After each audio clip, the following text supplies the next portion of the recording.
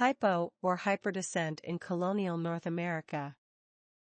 The North American practice of applying a rule of hypodescent began during the colonial era when indentured servants and transported convicts working at the direction of European colonists and colonial authorities were joined by enslaved Africans that from the 16th century onwards were transported to the Americas via the Atlantic slave trade.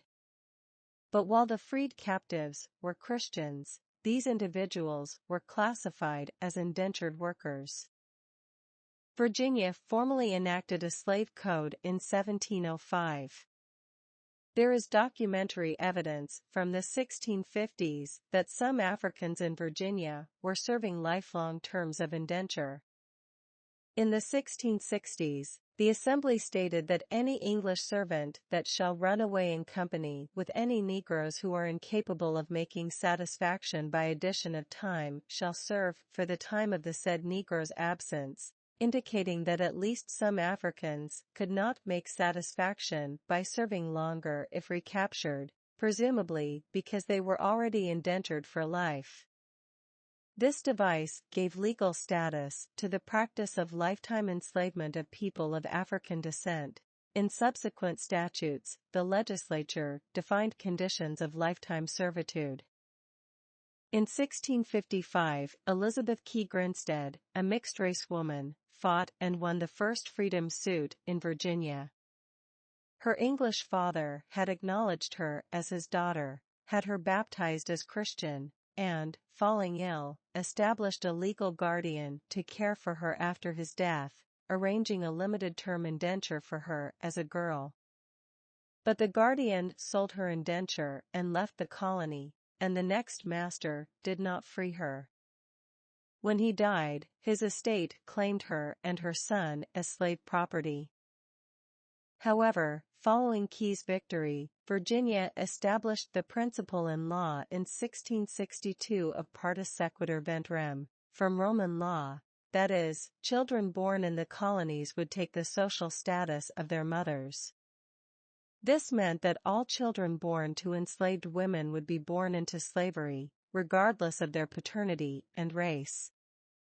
This was in contrast to English common law, by which the status of children of English subjects was determined by the father. As slavery became a racial caste system, people of only partial African ancestry and majority European ancestry were born into slavery. African descent became associated with slavery. By hypodescent, people of even partial African ancestry were classified socially below whites. By the late 18th century, there were numerous families of majority white slaves, such as the mixed-race children born to the slave Sally Hemings and her master born to the slave Sally Hemings and her master born to the slave Sally Hemings and her master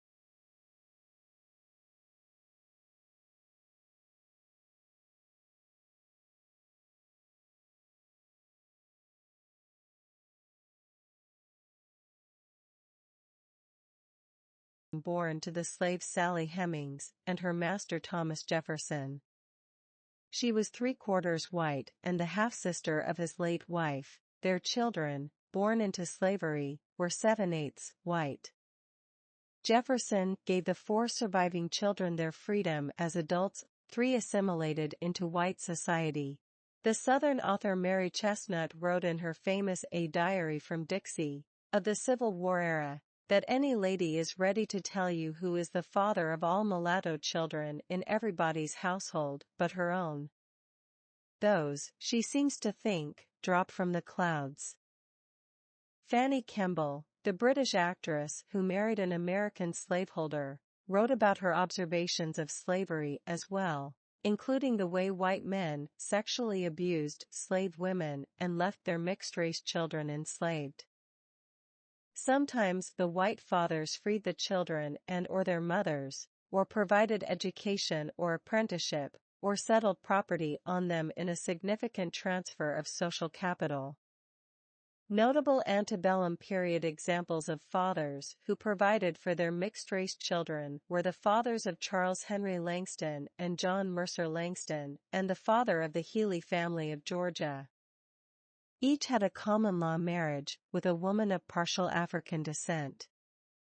Other mixed-race children were left enslaved, some were sold away by their fathers.